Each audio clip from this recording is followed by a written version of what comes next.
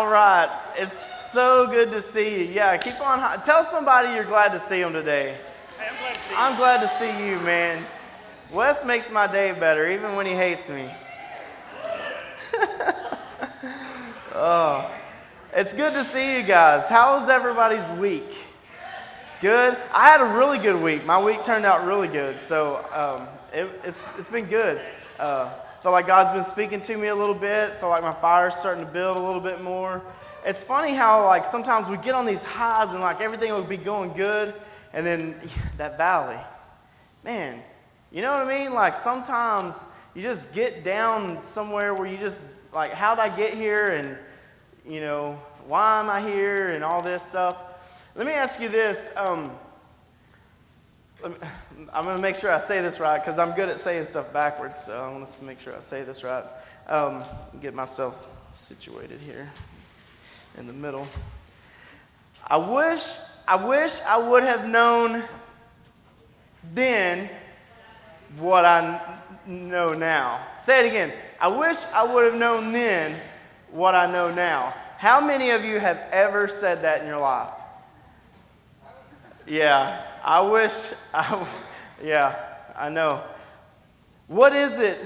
I remember like when I was younger and I would hear like my parents say that, and then sometimes they would even say, one day when you get older, you're going to wish you knew. And I'm like, what is it I'm supposed to know? Why don't you just tell me what it is? Well, they had been telling me what it was, but I didn't want to listen anyway, so it wouldn't have mattered. That's funny. I found like, you know when people, does anybody ever ask you for advice? I've said this before too, and like I have people ask me for directions sometimes, and they'll like, hey, how do you get so-and-so? And I'm like, oh, well, you just, take this road right here, go down. And they're like, no, I just came from that direction. It's not that way. Oh, well, good luck then, man. I don't know how else to tell you. You can go the other way. See you tomorrow. No, I mean, what is it like when people ask advice? Like I've got to where I stopped giving my advice. I'll listen to you, but I may not give you advice. That doesn't mean that I don't care. It means that a lot of times people they already have their own idea. They're just looking for somebody to agree with them so they can do what they want to do anyway. Like, that's just how we work. It's not, I mean, I don't know if it's a flaw or not, but that's just how we work. I guess we're wired that way. We're going to be in Luke chapter 5 today. So if you want to turn in your Bibles, we're going to read in Luke chapter 5. And we're going to talk about a few things and hopefully nail down some things today that I think sometimes we forget about. I had a water. Pause the video. I'm just playing. Like, if it's your first time here, like, we're just real people. All right? Like, I'm not a professional. I don't have training in this. We just give ourselves to God and we do what God leads us to do. And other than that, we're just real people. So, like, we're not here to put on a show for you or anything. We make mistakes and we don't flow good all the time. We're not a TV show. We're just a group of people following God. So, if that's okay with you. All right, cool. We're going to, Luke chapter 5, if you're there, let's read a little bit of this together if you want. So, one day as Jesus was preaching on the shore of the Sea of Galilee, some of your Bibles may say Gennesaret. I think that's how you say it. But anyway, he was on the shore of the Sea of Galilee. Great crowds pressed in on him to listen to the word of God. He noticed 2 empty boats at the water's edge, for the fishermen had left them and were washing their nets. Excuse me. Stepping into one of the boats, Jesus asked Simon, the boat's owner, to push it out into the water. So he sat in the boat and taught the crowds from there. When he had finished speaking, he said to Simon, "Now go out where it's deeper and let down your nets and catch some fish. So that's where we're going to start. So I'm going to get you to say, I wish I would have known then what I know now. Say it again. Say it. I wish I would have known then what I know now. I think this is one of those. This is one of those times in Peter's life. Peter had just. It's actually not Peter. It's still Simon at this point. I keep calling him Peter. Because it was Simon, and then Jesus changed his name to Peter later. So if I say Peter, I'm talking about Simon. Simon, Peter, same thing. Simon had already met Jesus just a little bit back because Jesus showed up and healed Peter's mother-in-law. And a lot of people, they think that that's why Peter denied Jesus later on. But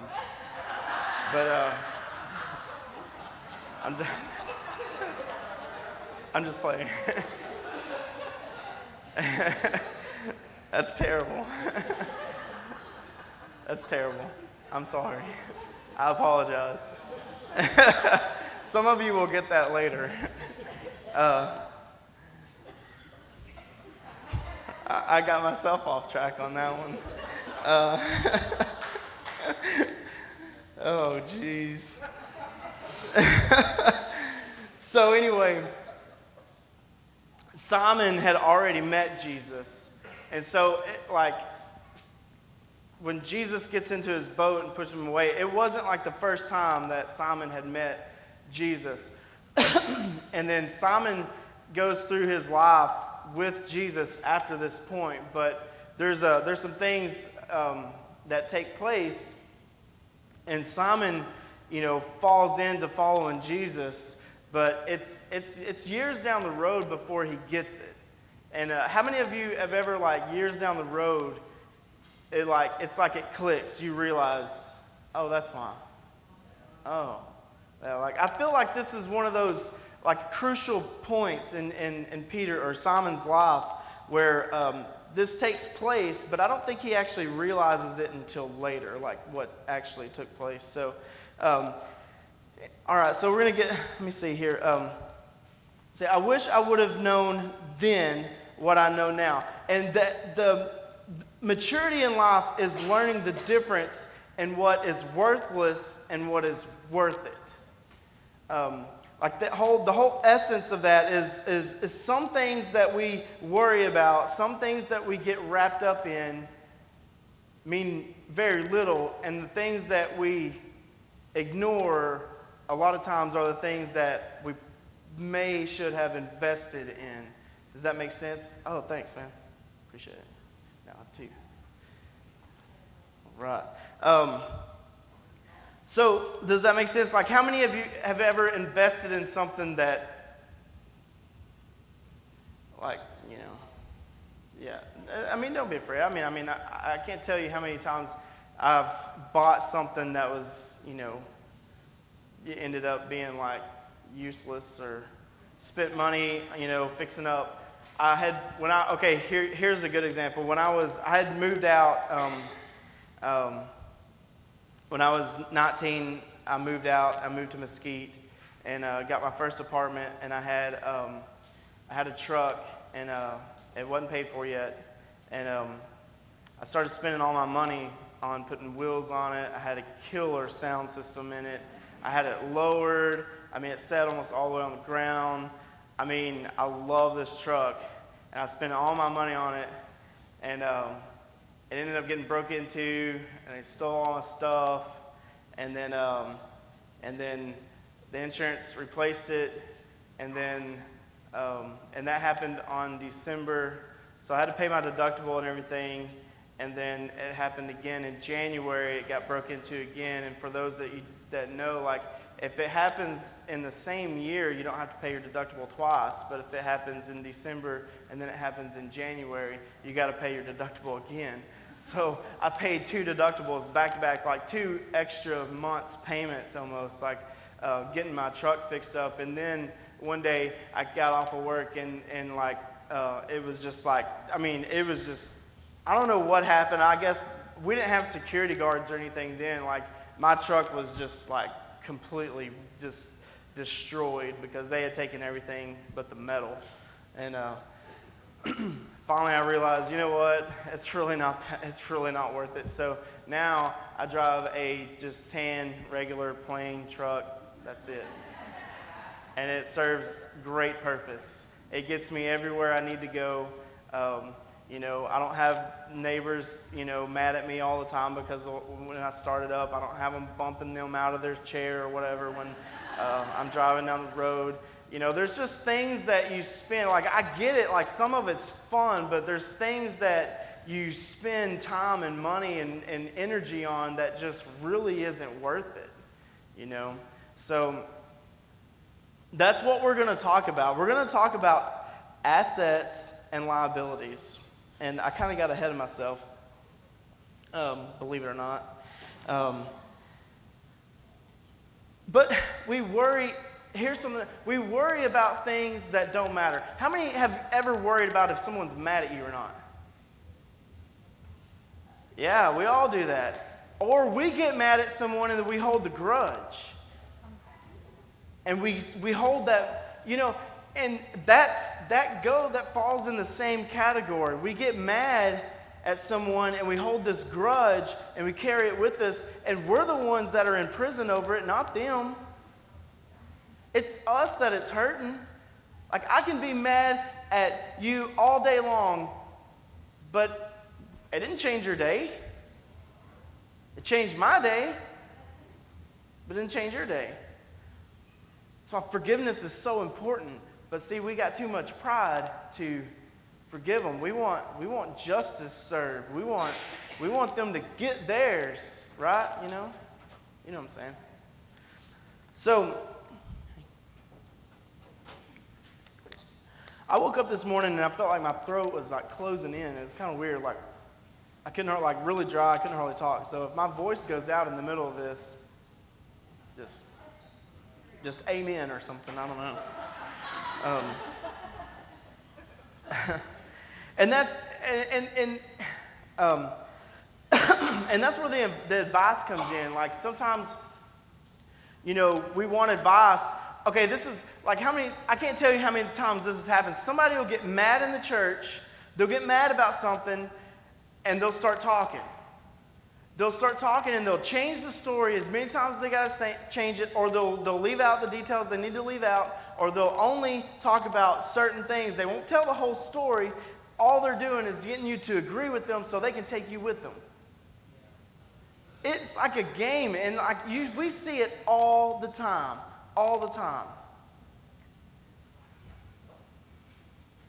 But I'm not here to win a popularity contest.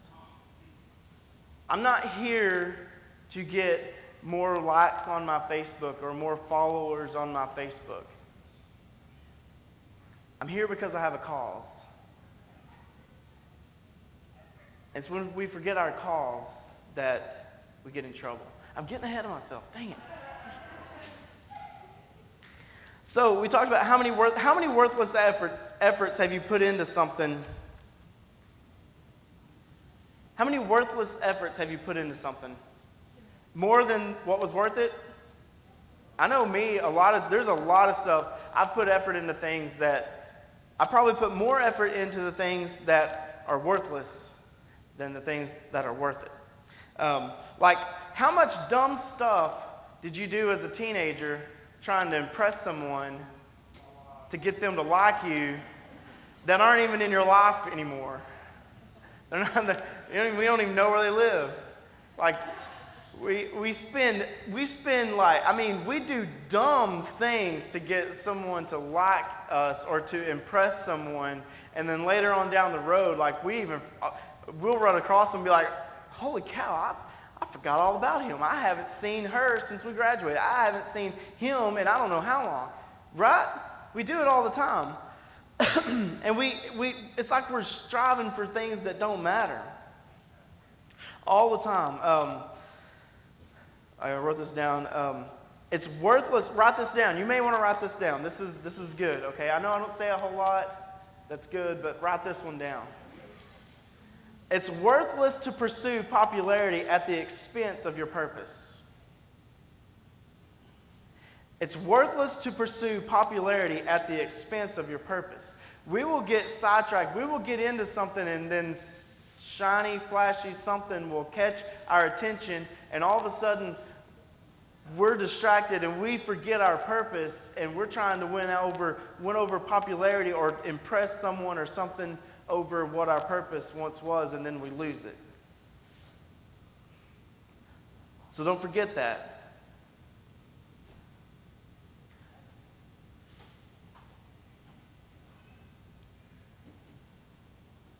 Our goal is to pursue our purpose with everything, no matter what anybody says.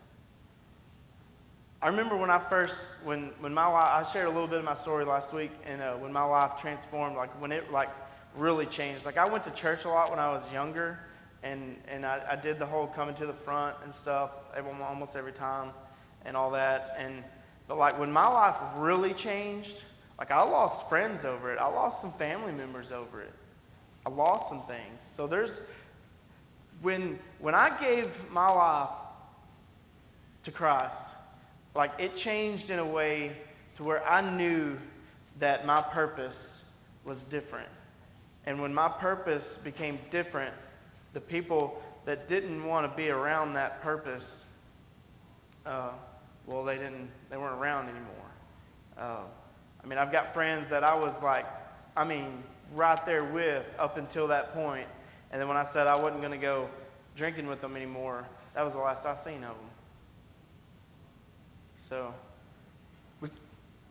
popularity over purpose equals disaster for me.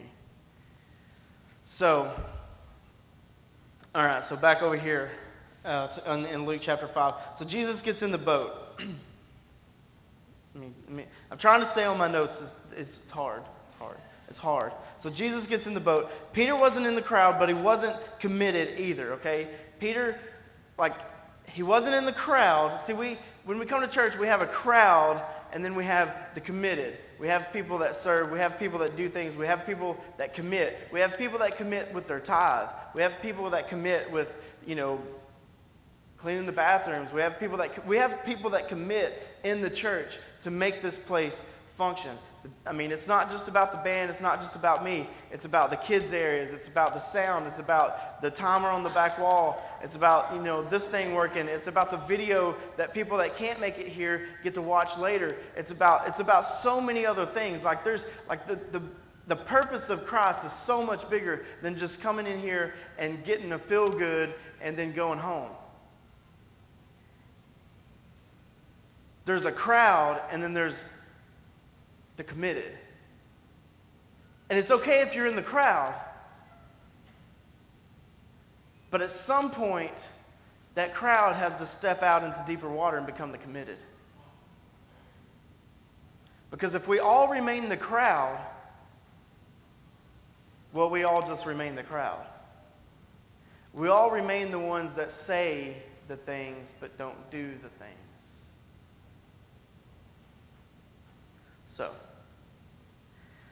So you have the crowd and you have the committed. Let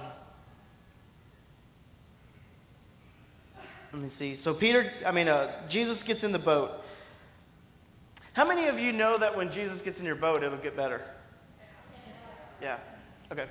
Just checking. When he had finished speaking, he said to Simon, "Now go out where it's deeper and let down your nets and catch some fish." And then this part. I love Peter. I've said this before. I love Peter. He's one of my favorite guys. Simon. He's still Simon at this point. I keep calling him Peter. He says, he says, said, "Master, we worked hard all last night and didn't catch a thing." Have you ever had somebody that don't do your job try to tell you how to do your job? Oh my gosh, this guy. "Master, we worked hard all night and didn't catch a thing. But if you say so. The only reason I feel like he said, but if you say so, is because he had just seen what happened with his mother-in-law. So he knew there was something else there, but he didn't want to do it. He wanted to say, dude, you're a carpenter, we're a fisherman, or fisher, whatever. We know what we're doing, okay? We didn't catch anything. You're not going to go out here and show us how to do it. You're not going to. I feel like that's what he wanted to say. This is just me. I feel like he wanted to slap Jesus and be like, dude, this is your first time here. You're a rookie, okay? You don't just come in here and tell us how to do our job. I feel like that's you know what I mean? I feel like that's where Peter was. Simon. I feel like that's where Simon was. But since he had kind of seen a little bit something, he knew something might be up. So he says, all right, well, if you say so, I'll let down the nets again. And this time, their nets were so full of fish, they began to tear. A shout for help brought their partners in the other boat, and soon both boats were filled with fish and on the verge of sinking. See, Simon's problem was he didn't have any fish. And now his problem is he's got so much fish, his boat's sinking. I think that's cool. I think that's cool.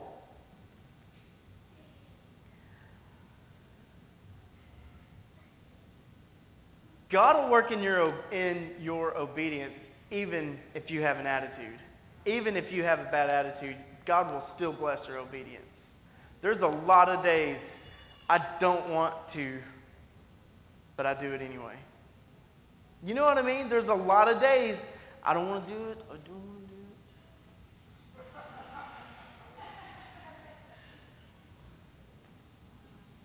But I got to. I hate it when God gives me a word to tell somebody. I hate it. I hate it. I'll just be honest. I hate when God tells me to do something specifically. It's uncomfortable. It gets hard, and anybody that's experienced that, like personally, like on a real level, gives you a word. Hey, man, I see you in this. I have this vision of you. You're in this prison, and the door's open. I don't know what that means, but God's telling me to tell you that. I don't know what it means. And they look at you like, what the heck is the matter with this dude?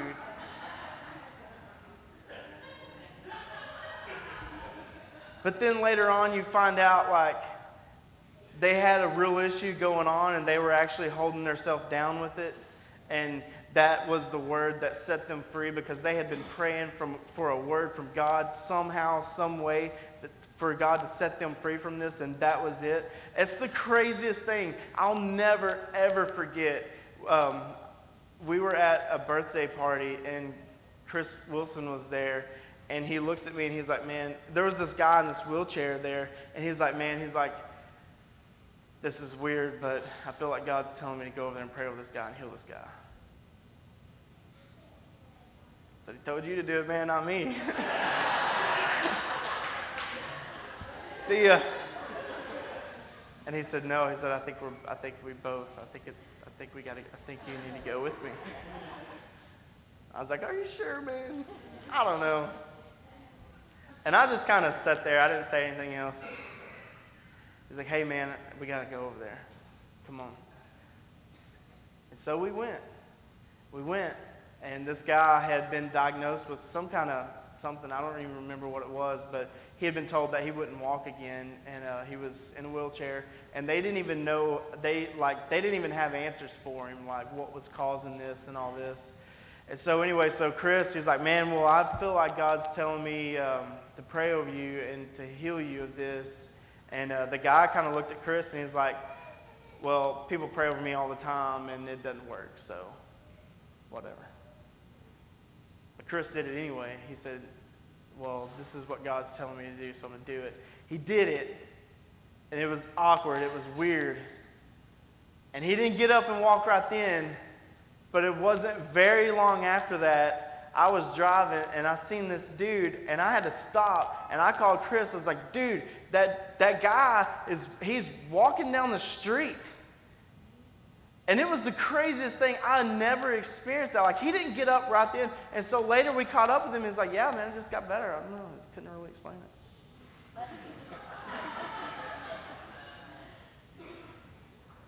I'm serious. That's a true story. God is real. And he can do some real things in our life.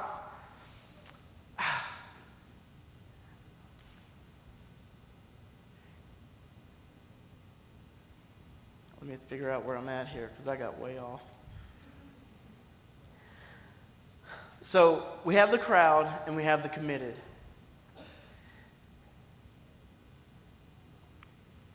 Oh, let's see here. Where we at? Excuse me for just being... Oh yeah, this is what I was going to say is a big point. A miracle never happens when you're just in the crowd. Like, it can happen, but like, it's when you step out in obedience, that's when your life starts to change. That's when that's when God really starts to speak. When you decide to commit and you decide to step out, that's when things start to change. That's when things started changing to me. Because like, I knew my life had changed. It had been transformed. But like, I wasn't quite sure. I was still standing kind of on the sidelines. And it took someone pushing me, like asking me, hey, come on. And like, that stepping out into deeper waters sometimes is scary. It gets real scary. But it's an act, that's worship. Worship's not just coming in here and singing songs. That's an act of worship. When God pulls us in a direction and we choose to make that step and to go in that direction, that's worship. Like the servants carrying the water, like when Jesus turned the water into wine, I just have this overwhelming feeling that the water didn't turn to wine right away. I don't think it turned when it poured because I think it took everyone serving their purpose and walking in obedience for that water to actually turn into wine. I feel like it turned as they were taking it, as they were transporting it. I feel like the water began to change to wine as they were carrying it. I just feel like that because I feel like that's the way God works. That's the way Jesus works. He wants you to follow in obedience. If he does everything for you right away, we'll never step out. So, I'm going to switch gears for just a second. We're going to talk about value and assets. This is going to be kind of hard for me to get to because I'm way short on time. I'm going to get Michaela to stand up here, and she's going to help me for just a second. This is Michaela. Michaela, say hi. And so I just got it's kind of a personal question. Just, do you have like a lot of money? Okay, good. Because if you did, we have more questions. Because no. Okay, so no. Okay, so but right now, not a lot of money. And you can stand here and you don't have to face me or whatever. So right now, she doesn't have a lot of money. But one day, mom and dad are hoping that she will be smart and she'll begin to save, put some money back, and collect some what we call assets. So assets are what you own. Liabilities are what you owe. So,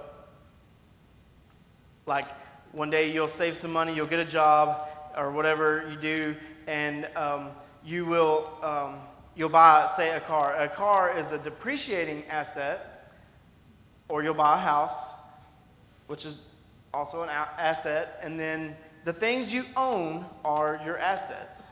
But what you owe on those are your liabilities. And a lot of us are really good at racking up more liabilities than we have assets. More assets you have than liabilities, the more better. The more better. The more liabilities you have than assets, the more poor were considered. So you want to, this is like a $10,000 class, okay? You want to make sure, but this is like not a $10,000 class, like because I'm just giving you the gist of it because we have like a minute and 28 seconds left. Okay, so you want to work hard and you want to save your money because and do it right because you always want to have more assets than liabilities. Because if you have more assets than liabilities, you're always going to come out better, okay? Remember that. More assets than liabilities. So you want the stuff, but you don't want to work until you're 85 to pay off the stuff, okay? Okay, you can sit down if you want. So when we start out young, see, and this is something else. See, you also may not fully appreciate all the things that mom and dad have worked so hard on providing you, okay? We never do. We never understand it until it's us providing for them, okay? And see, and this is how the ministry works. See, okay, we can all come in here and get fed. We can all come in here and get. I know you don't come in here to hear me. I know you don't come in here to hear me play crappy guitar. I know you don't come in here to hear just the band. You come in here to hear from God. So we can all come in here and we can hear from God and then we can go home, or we can begin to invest. And we can begin to collect some assets. We can begin to build our assets. So we can all come in here and get fed, but at some point, there has to be a turn from the crowd to stepping onto the shore, to stepping into the boat, to stepping out into deep water. Or else we stay the same and we get frustrated and we get mad and we give up because God doesn't work the way we want him to work because we refuse to follow in obedience. Now, I'm not saying everyone in here should be a pastor or go start a church. That's not what I'm talking about. See, you can here's the thing, you can have all the assets in the world.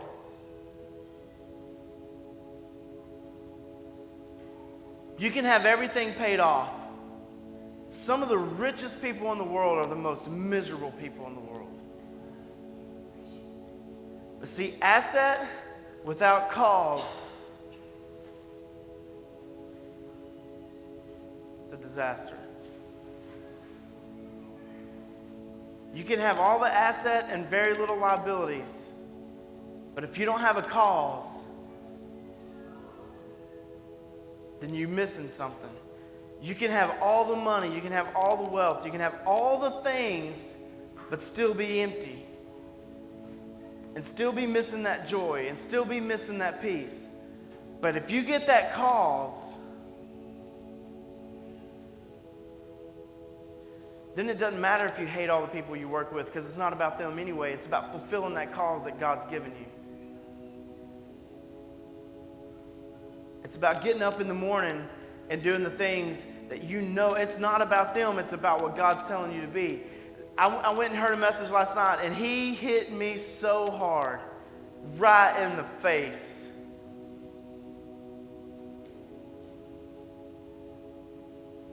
And he was talking about light and darkness. And he said, you want to know how much light you possess, step into a dark situation. Oh, man.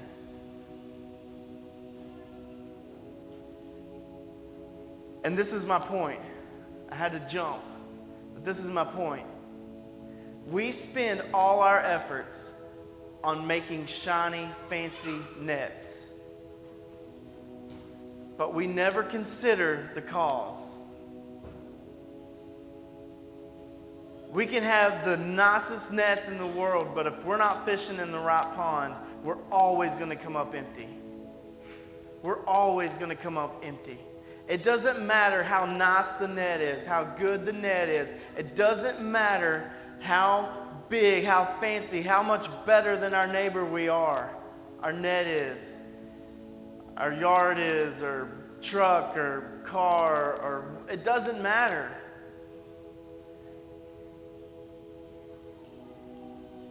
If you don't have that cause, if you're not fishing in the right pond, you're always going to come up empty. I think it's funny that Jesus took the empty boats. Had the fishing been good, the boats wouldn't have been empty. Jesus wouldn't have got in, and the miracle wouldn't have happened. He worked in their failure.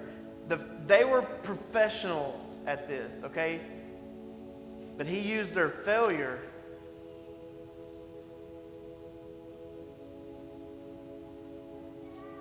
and there's someone in here that thinks they're worthless.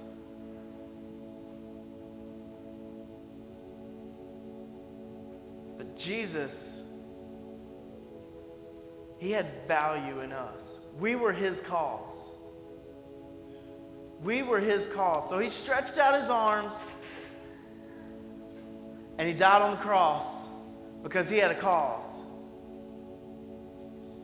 No one likes going through the tough situation. No one likes going through the hard times.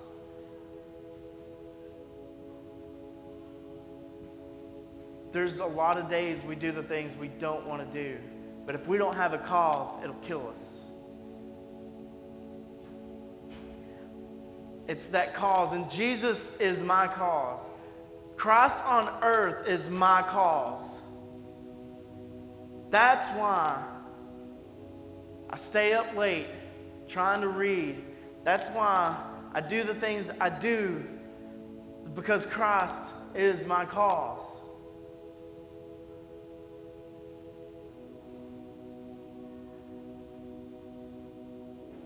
Yesterday I had this, for those of you that are, I don't know if we have any single people in here or not, but I learned something yesterday. Me and another friend, we started dating recently, not together, but separately. And we started dating, because this is new to us. This whole dating thing is new, and yesterday I went on it was the first time I met this girl on our first date, and we went to fellowship. And she said, "You're the first guy that led me to church instead of leading me into bed on the first date." See, that's the thing. If you're fishing in the wrong pond, you're going to end up in the wrong place every time. Every time. And I realized yesterday, you know what? Like, the reason, like, some of the things, like, okay, the whole dating experience has been a disaster. It's been terrible. But I realized last night, I was fishing in the wrong pond. And so was she. That one was terrible too, man. I tried that one. Don't trust it. I've heard good stories from stuff like that, but my experience wasn't good. But see, we can look for the things in the wrong place all the time. If you keep looking in the wrong place, you're always going to come up with the same results. We get in relationships and we get down the road and we realize that this wasn't what I wanted, but for some reason the flashy, the fancy, whatever caught our attention. We were fishing in the wrong pond to begin with, and now we're in a mess. Now we got more liabilities than assets.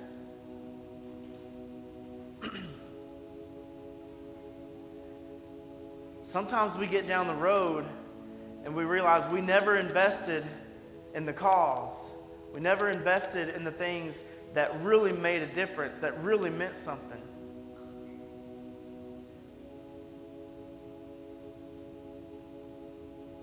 And it always leads to a dead end if we don't have a cause, it's going to lead to a dead end.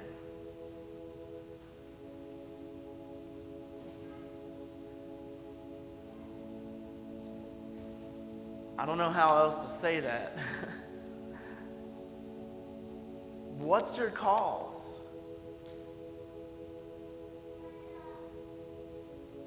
What's your cause? It's funny because I always have people, when we have volunteers and stuff, everybody wants on the stage. Or almost everybody. Almost everybody wants on the stage. And that scares me because I didn't want on the stage.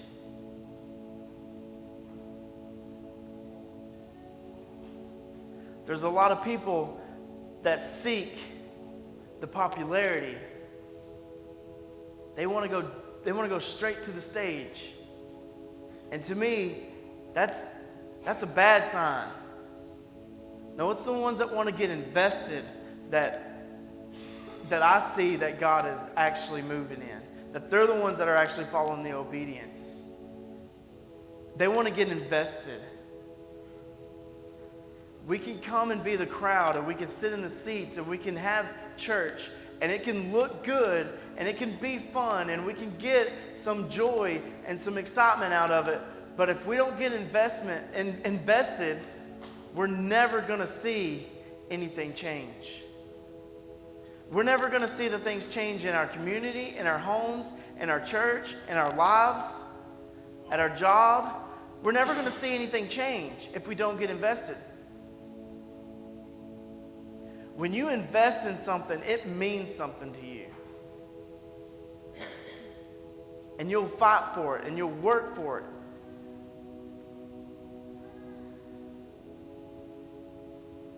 It's funny, like after Todd and Celia left, I didn't know how long it's gonna last. I knew I had to rely solely on God. Because when I was constantly going to Todd with things, my issues and stuff, and all of a sudden, now what?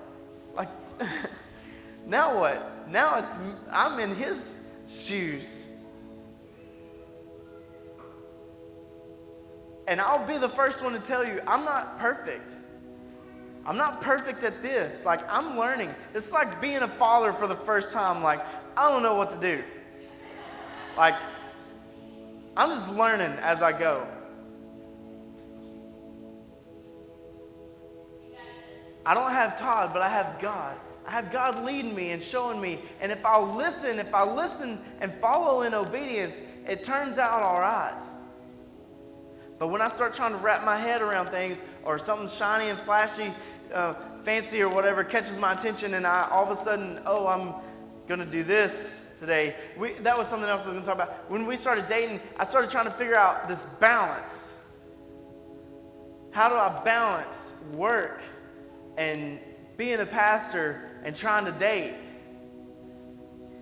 That's a tough balance. It's hard. But you got to find that balance. Because for me, if I don't do what God's telling me to do, none of that other stuff's going to matter anyway, because it's all going to crash and burn. So I have to be obedient, even the days that I have the attitude. And I don't want to do it. I get up on Mondays sometimes, I don't want to do it. I don't want to do anything at all. I don't want to go to work. I don't want to talk to anybody. I don't want my phone to ring. I don't want nothing. But I have a cause, and so I have to walk in that cause. Like I said, I'm not here to win a popularity contest. I'm not here to get more likes on Facebook. I'm here because I'm invested. For those that don't know, the second part of my story that I shared last week is after I got involved here and I got invested, I got offended and ticked off, and it just so happened to be at the same time my wife was wanting to move to Louisiana, and so we moved. I said, fine, let's do it. Let's go. And so we went, and we moved to Louisiana, and it cost me and my family. Because God told me, if you go, you'll lose your family. I remember it plain as day. I was at work, and it just popped up, and I remember hearing, if you go, you're going to lose your family. Nah, surely not. That's just me. I'm just overthinking this.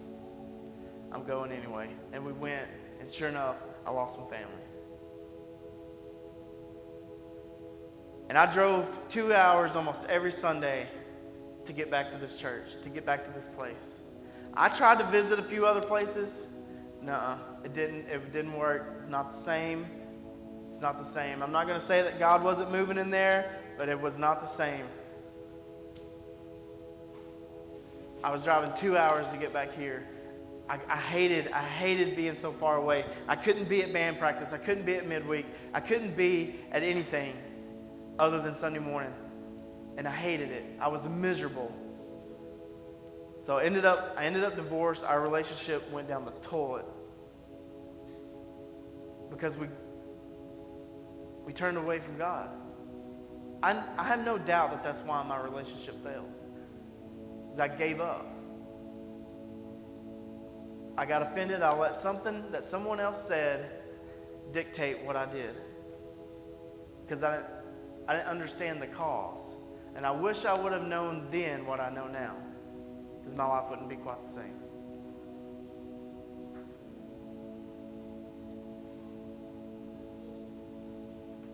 So I started coming back.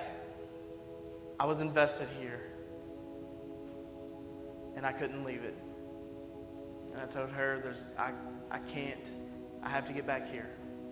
I can't be there. This is where God has me. And this is where I'm at until God changes that. And then all of a sudden, God got in my boat and he said, go out to deep water. I don't want to go out to deep water. It's scary. And Todd came to me one day and he said, hey man, I think this was December. I don't remember. It was right before Christmas. And he said, hey man, I think around May, we're gonna go ahead and start working. We're gonna move, and I'm gonna retire from the church, and I want you to consider taking it. All right, that's cool. A few months to go. The next week, he said, hey man, we're leaving like next week.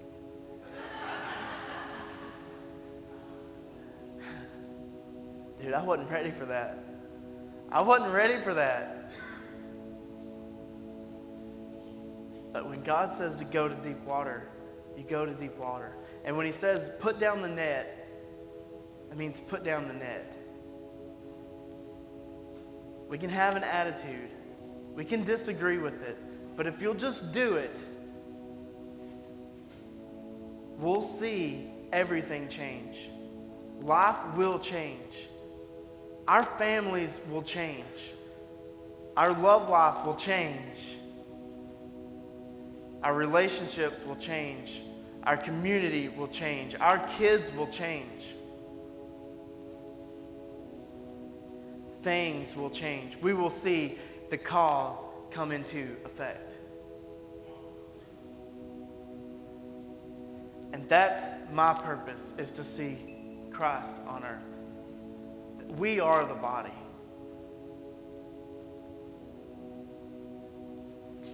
As the months go, we're going to start talking about getting involved and how to get involved and all that stuff. I'm not asking you to volunteer and get involved right this second. But what I want you to do is start praying about what is it that God's leading you to do? What is it that God's showing you? What is it that's coming that you need to prepare for?